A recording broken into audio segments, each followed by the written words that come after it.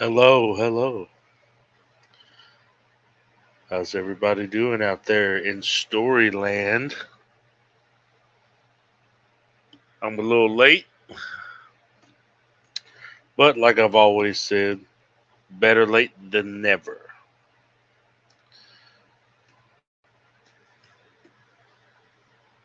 And we are going to continue our journey in madness. Hey, hey, hey, Kate, what's going on? You're just in time for part 3 of Rush.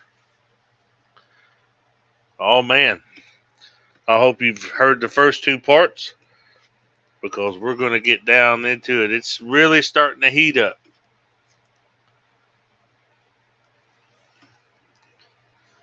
And I'll do a little recap.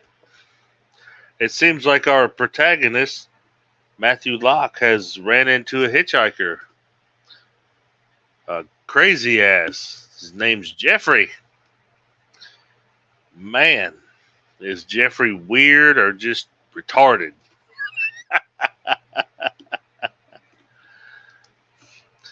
But as the story goes, we're going to find out some very interesting things, especially at the end, since I know exactly what's going to happen. But no spoilers, no spoilers.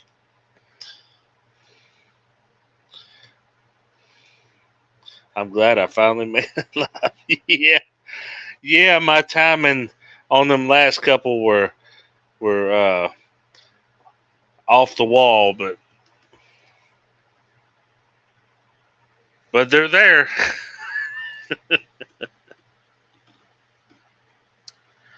But anyways, we've noticed that Matthew Locke has escaped prison, stole the guard's car. He's killed the gas station clerk. He's been driving across the United States doing what he knows how to do best, and that's kill. And like I said, and then he saw then he pulled over, because it was storming or whatever. Then all of a sudden, here comes good old Jeffrey out of nowhere. I mean, nowhere.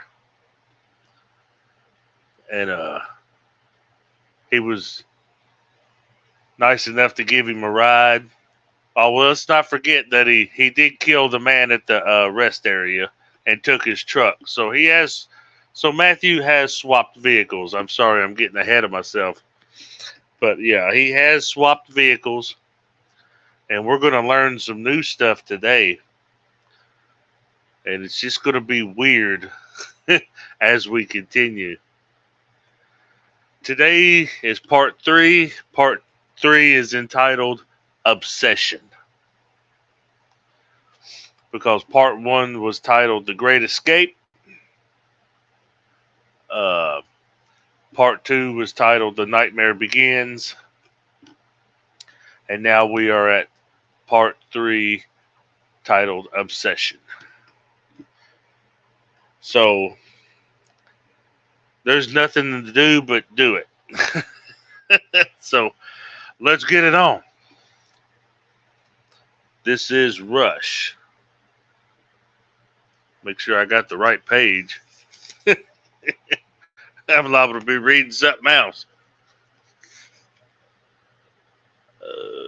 Oh, okay. Yeah, I was way ahead. If I would have started there, you'd be like, "What the hell?" Oh man, it's been an off the wall day today, but we are gonna get through this.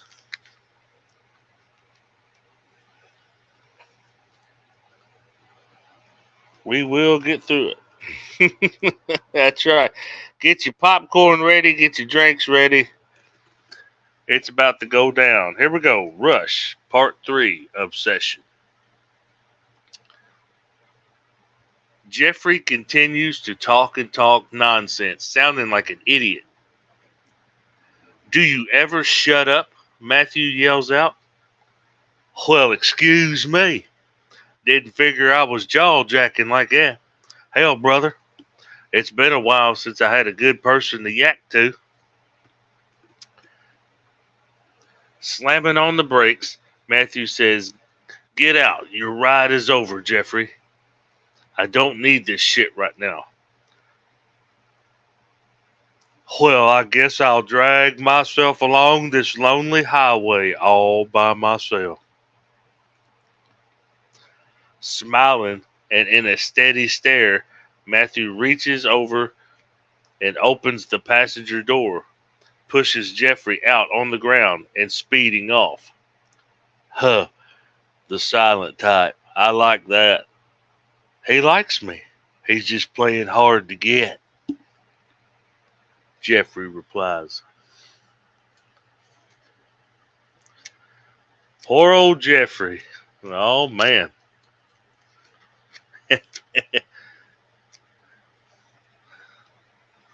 Well, all right.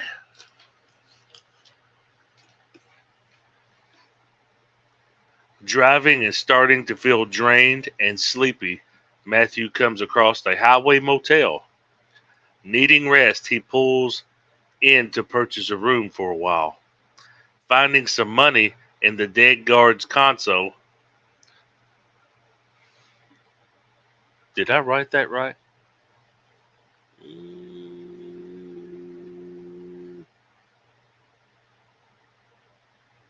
Damn, I didn't. Well, anyways, let's just exit that part. Dead guard. Scratch that. Scratch that. Let me go back and start that over and make it right. Driving and starting to feel drained and sleepy, Matthew comes across the highway motel. Needing rest, he pulls in to purchase a room for a while. Finding some money in the truck driver's console, he enters the office to purchase a room. Here you go, sir. Room 13. Enjoy your stay. If you need anything, just dial front desk on your room phone. Entering the room and laying on the bed, Matthew begins to become uneasy. After a few minutes falling asleep, he hears loud music and singing coming from the room next door. What the fuck? People have no respect these days. Wait a minute. That voice sounds familiar. Just like I thought. It's that idiot Jeffrey. God damn, Jeffrey, what are you doing, bub?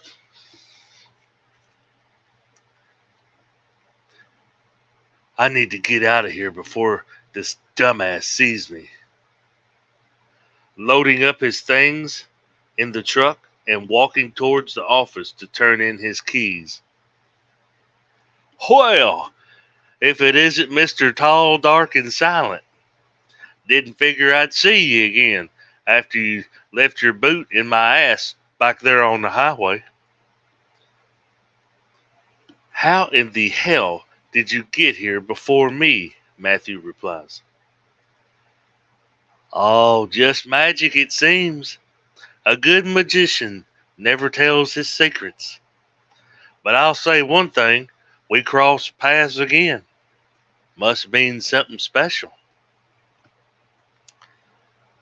Matthew gives a weird look at Jeffrey and gets into his truck, quickly speeding off, turning on the radio.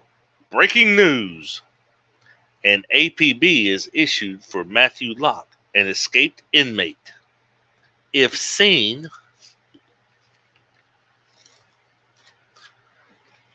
contact your local law enforcement agency. He is armed and extremely dangerous, the radio host addresses. Just like I thought. Just a matter of time and the heat is on. Once I'm seen, but it's hard to hide. Wait a second. Something is cooking up in Matthew's brain, a master plan to remain free from custody. Seeing a sign stating Raging Bull Roadhouse, turn right in 1 mile. At this point, I could use a good drink with all that's happened these last couple of days. Let's check out the nightlife. That is the official ending of part 3. Let's check out the nightlife. It's see side eye. Actually, you want to know what, Kate? It was Jeffrey that was doing the shit eating grin, staring at him. Yeah, that's what it was. I know I should have made it more clear, but in my head, that's how I visualized it. Matthew driving, and all of a sudden, just glancing over, and Jeffrey just. Yeah, Jeffrey is a weird cookie, but you got to admit he's got his what is it comedy aspect to him too. The way he words things, and he's kind of old. How can I put it? Old backwoods hillbilly. Hey, brother, you got that silly aspect to him too. He's keeping things interesting, even though he's getting on Matthew's fucking nerves. But there's something weird about him. Just like Matthew stated, in the story. How in the hell did Jeffrey get to the motel, get a room before Matthew pulled in and got a room? Jeffrey was already there, and he had just kicked him out of the car probably not very long. you know, he's a pest. Yeah, you could say that. You could say that. But the reason why part 3 is, I called it obsession. And I was sitting here the other day, as I was writing, and I was trying to, kind of think about what the characters are going to be like, Well, of course, Matthew's serial killer. He's taking everything serious. He's Mister knows that the law's coming for him. I mean, you escape prison, it's going to happen. It's going to happen. They're going to find the dead bodyguard. They're going to, sooner or later, your picture's going to be everywhere. You're going to be all over the news. You're going to be looking behind your back constantly. You're going to be fucked up. But you just don't know. It's a matter of when and where they're going to corner you. You just don't know where. So he's got to think of a way to stay free from custody. That's coming. That's coming. But part 4, part 4 called a Roadhouse Massacre, is what part 4 is entitled, the Roadhouse Massacre. And that part's going to be super weird. I mean, it's just. But Jeffrey, on the other hand, you're going to. By reading this, you would think Jeffrey is gay. No, that's not the case. That's not the case. Even though I first thought of that myself, I was like, Jeffrey sounds kind of weird, kind of gay. That's not it at all. It's Jeffrey is obsessed. He's taken a liking to him because of I guess how can I put it? He senses his strangeness, his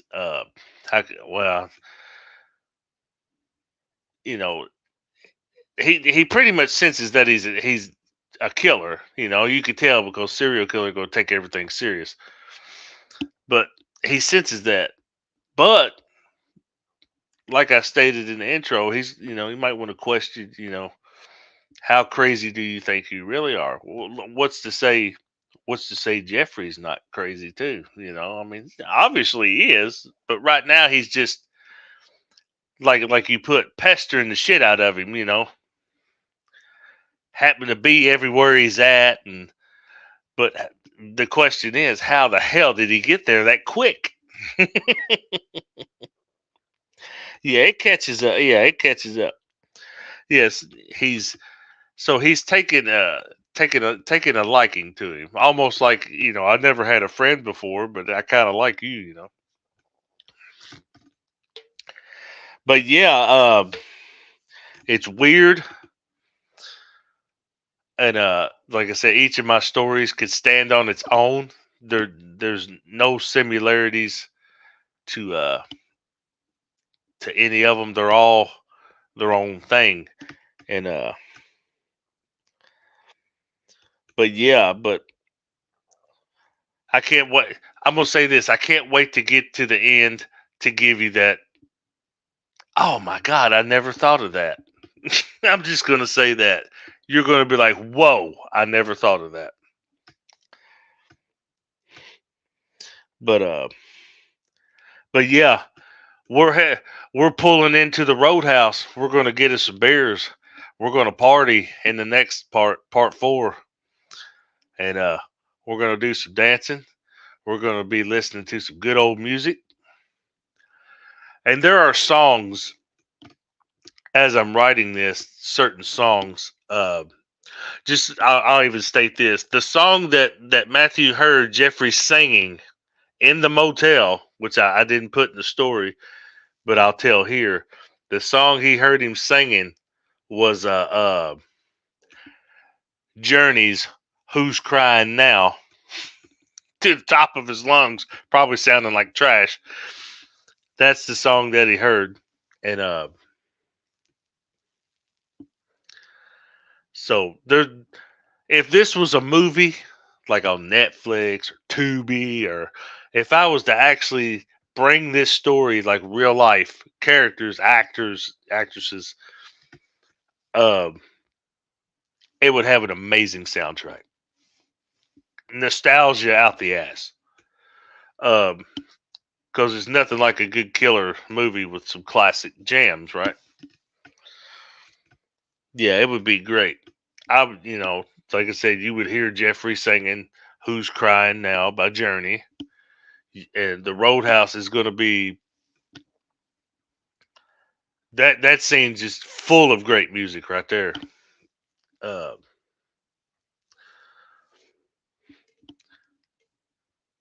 it's it's going to be good. Just like when Matthew's driving down the highway before he meets Jeffrey or whatever and pulls over after the rest area, he's listening to the radio and that Leonard Skinner song comes on. Was it Tuesday's Gone or whatever? Tuesday's gone with a wind. You would hear that. And Supernatural. Could be. Could be. No spoilers. Could be. There's something weird about Jeffrey.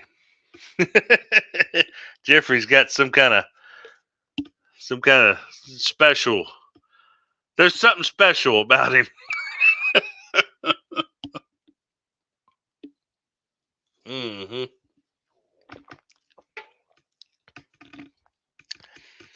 If you remember when I was describing this story,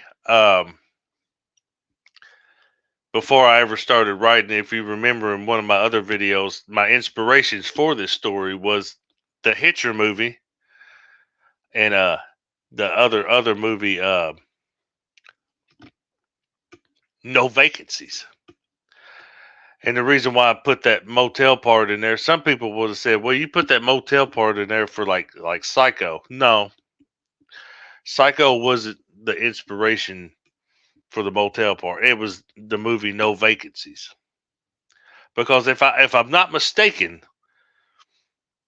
No Vacancies, I believe they pull it. Yeah, they're in a motel, and I believe they hear something through the wall, like in the next room. I think they hear somebody getting killed or something like that. Well, I switched it up. Instead, you hear Jeffrey singing Journeys. Who's crying now? Yeah. Yeah, No Vacancy is a good movie. Oh yeah. So you pretty much got the Hitcher with the retarded version of Rutger Hauer. the pest, the idiot,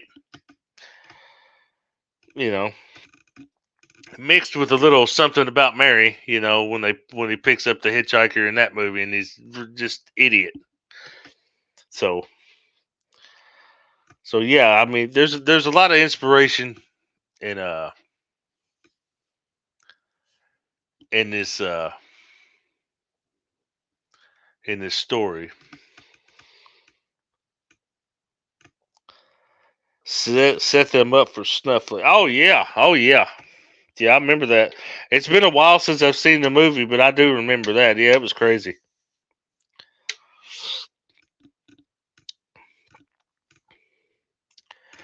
But in my story, Matthew's trying to get the hell away from Jeffrey. But there's a kicker, and we'll learn that in part 4. We'll learn that in part 4.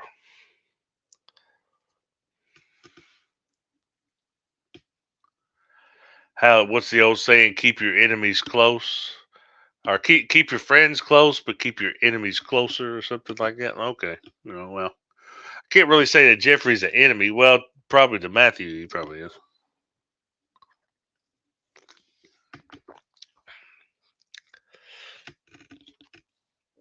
But we're gonna see.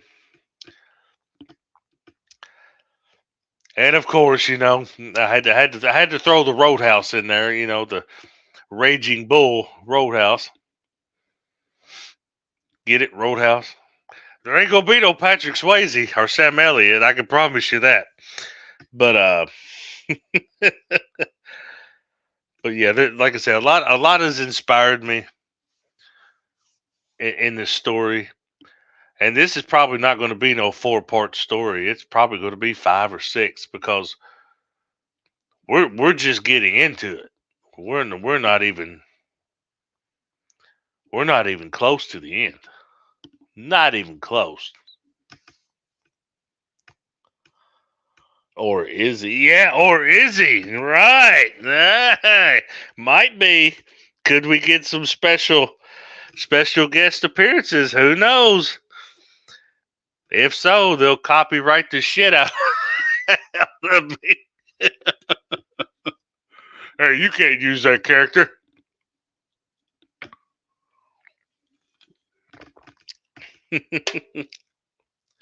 I'll be like, ah ha ha, but I can.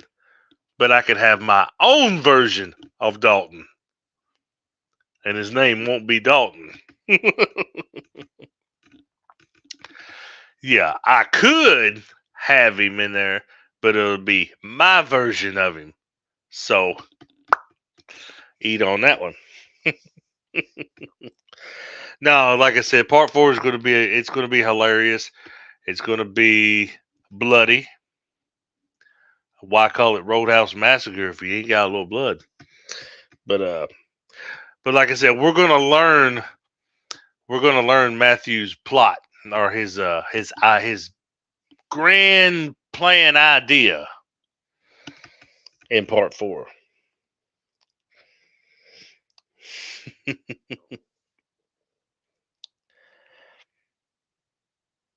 Yep, that's what we're gonna learn.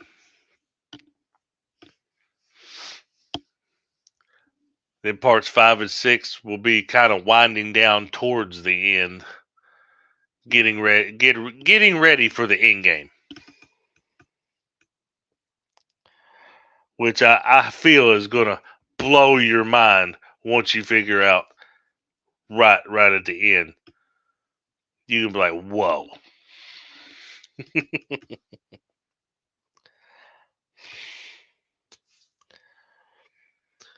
But yeah, people,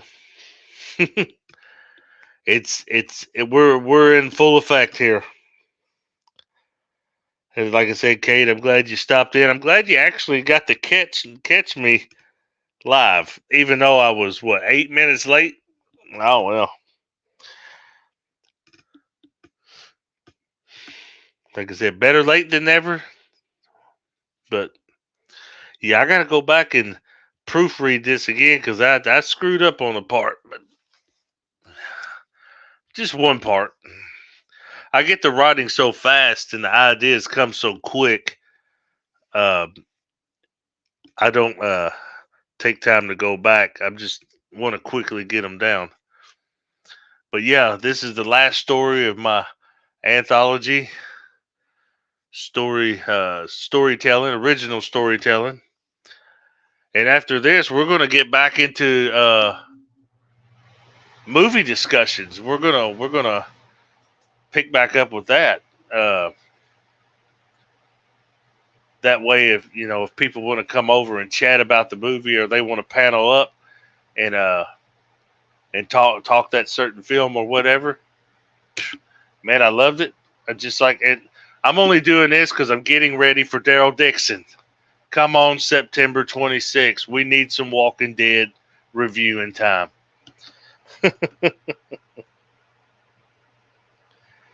Yeah, but I like sharing the stage with somebody. Hearing their likes and their differences on shows and movies and stuff like that. But like I said, as soon as Daryl Dixon season 2 drops, the Book of Carol, oh man, we're there.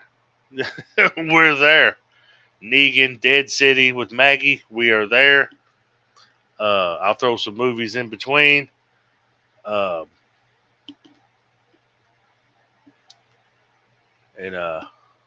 we'll get down to it.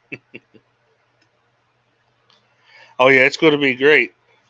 So keep that in mind, Kate. We got a lot of content coming. A lot of content, especially for the Halloween season. Yeah, we got a lot coming, and I will be going again live probably this weekend. Not for a storytelling thing or like that. It's just almost like chit chatting. If anybody wants to come up and talk what they've been doing or what's the hot topic, and we can address anything because it's going to be open panel. It's going to be whatever you want to discuss. Your neighbor, somebody you hate, somebody's pissed you off. It don't matter. We talk about it.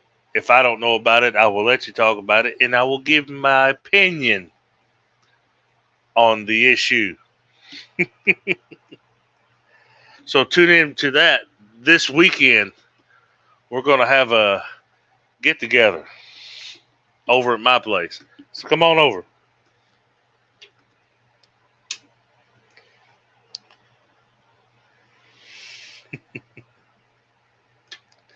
Bring your friends. Bring everybody.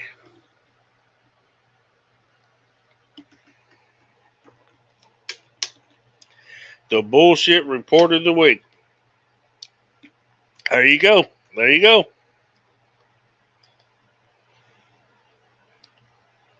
We can call it weekly bullshit.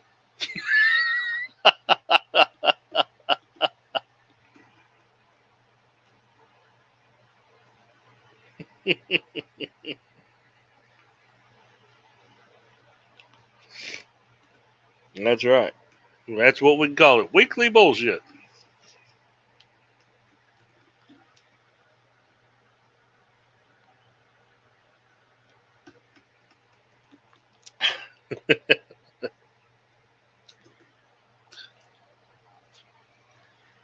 I will state this. Yeah, I know this is completely off topic from the storytelling, but the part's over with. I've got my speculation. A lot might agree with me, but I seen the body cam footage of Swamp Thing, and now, not the one where she's sitting in the police station. That's just goofy as hell. I'm talking about the other one of the so-called stolen money and a robbery. Now, I'm going to give my opinion on this body cam footage video. And this is my opinion. I believe Swamp Thing stole the money, because here's why I think that. How would you know exactly how much money? Mm-hmm. Now,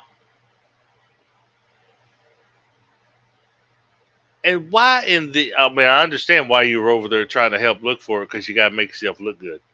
I mean, shit. Fuck. Knowing she was probably sitting there the whole time with that money on her. The whole time, right in front of the cops. Lord God. I feel sorry for the old man. I guess it was the neighbor or something. Man, I honestly do. I feel sorry that he has to live next to people like that. That will just, I mean, now, I'm not saying that it's true. I don't know. I don't know if they actually did or didn't, you know. But I assume, my opinion is, they probably did. Man, I would be moving away from somebody like that if you know. And it's just weird. The camera footage and shit like that just disappears. You know, it's just weird. Okay. But all I can say is, my opinion is, I think he did it. I think he set it all up. And you are going to burn in hell for that. It's supposed to be her ex, but they never got. Okay. How? Oh, yeah. If you never got divorced, and that's not your ex. No.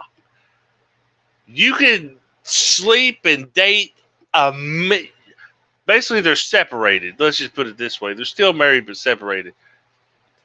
But, you know, yeah, it doesn't matter. You know, you're still married. I don't give a damn if you got 1,000 fucking boyfriends. You're still married. You got to get that divorce to be to put the X title before his name. They officially got to be divorced. Wolf is to be his caretaker. His caretaker, the one that I think they robbed. Well, hell, if he's the caretaker, then he's over at Swamp Thing's house constantly. He ain't taking care of shit. She swears they're divorced, but I think it's, oh, yeah. Yeah, I want to.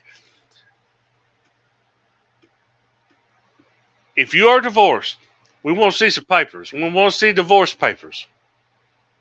We want to see a newspaper that state, you know, because some newspapers put in people's shit that, you know, when they get divorced, they put that shit in the paper. They do where I'm at in Kentucky. They do. They put the marriage and everything, marriage, divorce, all that in a column. I done forgot where it's at, which part of the paper, because I ain't seen a newspaper in God knows how long. But last time I seen a newspaper, they do that, divorces, all that stuff. Even when you go to jail, it used to go in the newspaper. I don't know if they took that out or not. Like I said, I ain't seen one in years. Yes, he lives next to. Oh my God! But as like I said, poor man. Man, I feel sorry for you, bro. It's time to pack it up and move. Get the fuck away from them people, caretaker or not. You know, you don't need them, bro. You're gonna stay broke because they, you know, if they did. Dude, they're going to hit you every time. Every time. As long as they know they're going to get a nice little rip off of it. Oh, dude, you're hit. You're hit.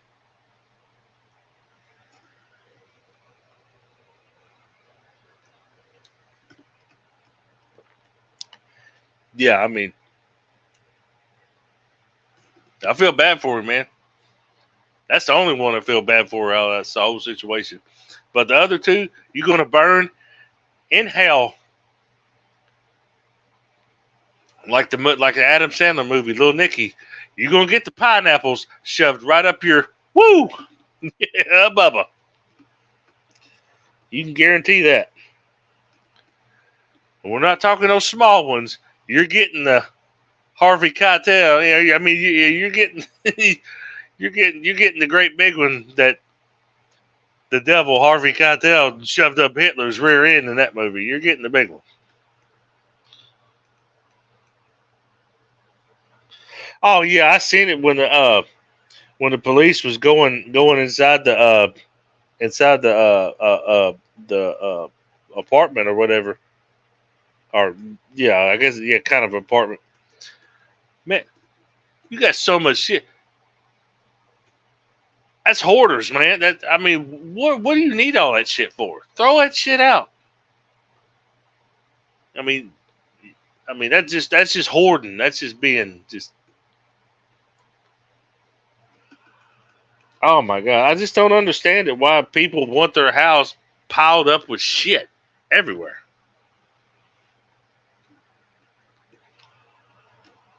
Yeah, duplex. Yeah, that's right. Yeah, duplex. Duplex apartment, pretty much. But don't get me wrong. Me growing up, plus I was a kid, middle school stuff like that.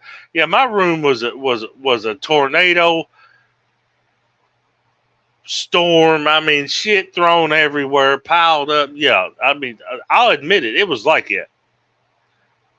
But after a while of being griped at, clean the room, dude. I finally did it, and that's it. I mean, and as soon as I started, I never stopped. It's just like, and I've been that way ever since.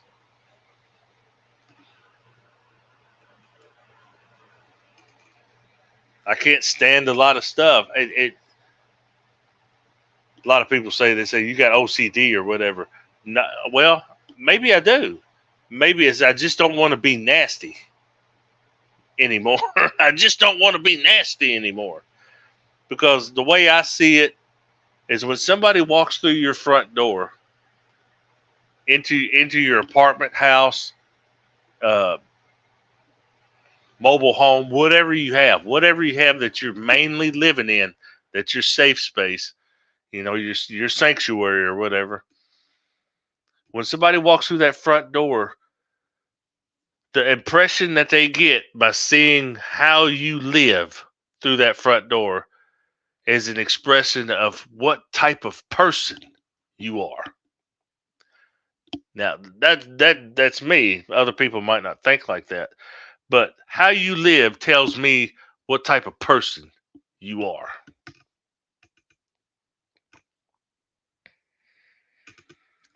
Like if somebody walked through my front door right now, everything's organized, neat, so they know by the way I live that I am an organized person. I'm a clean person. It's like that's my reputation. Or I guess that's the right word. But as we was going through the film or going through the video, it's basically like us, our POV vision through the body cam. I go through this place. That tells me right there, even both of them, neighbors. I'm talking Swamp Thing and this guy. Mate, you know, dude, clean it up a little bit. You ain't got to be perfect. Yeah, I mean, goddamn, throw something away. You know, it's not going to hurt. Trust me. But there are people out there, because OCD is different. Some people have a compulsive cleaning, or some OCD. I've seen people with OCD that have to touch a doorknob like 12 times before they can get the nerve to open it. It's weird. I mean, that's got to be a hard life, knowing before you walk out that door, you've got to turn the knob 12 times without, no, I mean, that would be aggravating as shit to me. But to them, they know they got to do it, because that's just the way it is. No, I couldn't live like that. I've had my dirty days. I've had my, didn't give a damn what my place looked like or what my room looked like or anything like that. It's time to grow up. It's time to get it in order. Uh, you know, if I'm too clean for you, that's fine. You ain't got to come over here. If it's too clean for you, don't come in. But this is how I live. This is this is me. You live how you want to live. I'm going to live. This is comfortable for me. If you want shit piled up to the ceiling, falling out of closets, and just and smelling like Depends diapers and shit like that, knock yourself out. That's you. That ain't me. Yeah. My 20s are definitely over, and my 30s are coming to an end too. This October, my 30s will be gone. My teens, 20s, and 30s flush right down the toilet.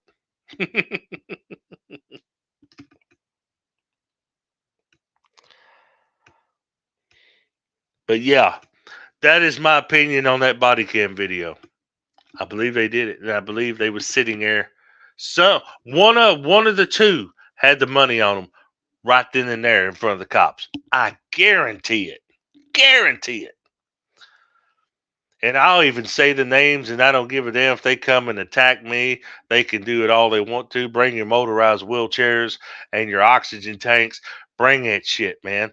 Pull up, roll up, fall out. I don't care. Either Wolf had it in his pocket, because I believe he's the one that did the breaking and entering, because we know Swamp Thing ain't about doing that shit. She was probably the lookout. Yeah, I guarantee it. Yeah, he had it in his pocket the whole fucking time. I guarantee. That's my opinion. No, the cops ain't stupid. The cops ain't stupid. And it's crazy that I understand that the cops, when they get a call or something like that, and from the body cam footages, I've been seeing, they hate going over there. They know she's a menace, and that she's menacing or whatever. But police keep going over there because you just never know. Even though every time they go over there, it's bullshit. But you never know if you don't show up. It might be serious. It could be. But with that one, you don't know until you get there, right? Yeah, but it's just, yeah, that's just goofy as hell.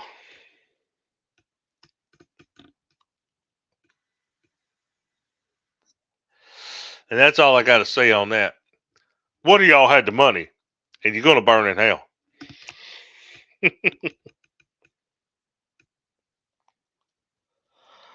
Yeah, I am too. I'm dude. After a while, if I was a cop and let's say I get called out over there more than once, and I've been there more than once, I'm letting my fellow officers know at the station that if you get a call, if you're patrolling that area at that time, day, night, whenever, if you get a call, best believe it's going to be some bullshit.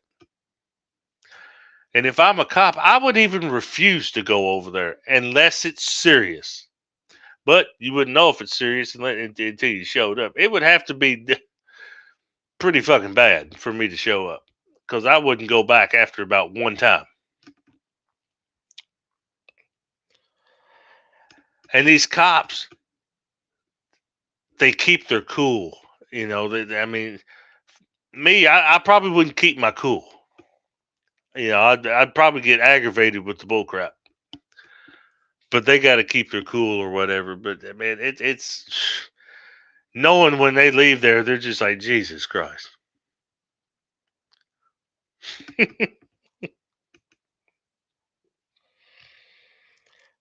It is insane. And this woman's been to the crazy house numerous times. You would think it's like, Why do you keep letting this joker out, man?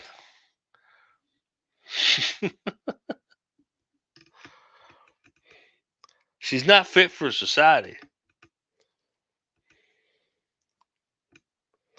Exactly. They have to show up, but they should be fine for. Oh yeah, definitely.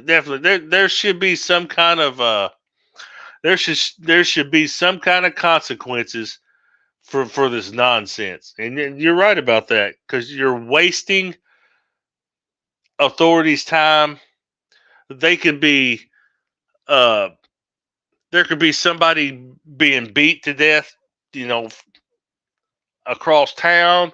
There could be, they could have probably prevented a murder, an actual robbery worth looking into.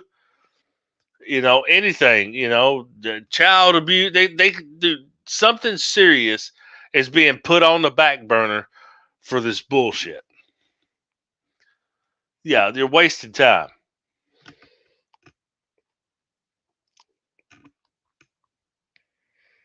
Yeah, I don't know. I don't know.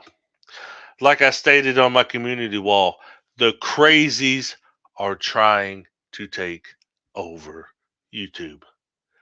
And what I mean by that is they're trying to run everybody else out so they could have pure domination.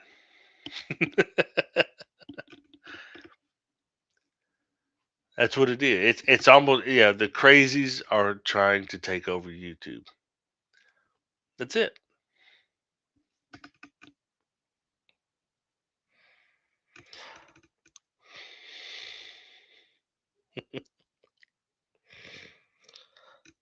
I've got to. I got.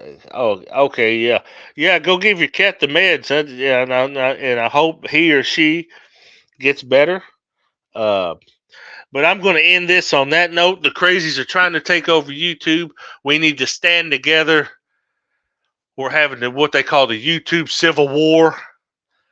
That's right. We all got to stand together because we're more powerful together than we are solo. That's a Walking Dead thing there. We're more powerful together than we are so. That's right. Jay Grimes here, dropping knowledge on you for the for the fam. But anyways, I am out of here. Looking forward to the bull session. It's coming. It's coming this weekend. I'm gonna say probably Saturday. I think Saturday seems to be a great time for bullshit. But anyways, I'll keep you more up to speed. I hope you enjoyed Rush Part 3. Stay tuned for Part 4, Roadhouse Massacre. It's going to be bloody. It's going to be funny. Let's go.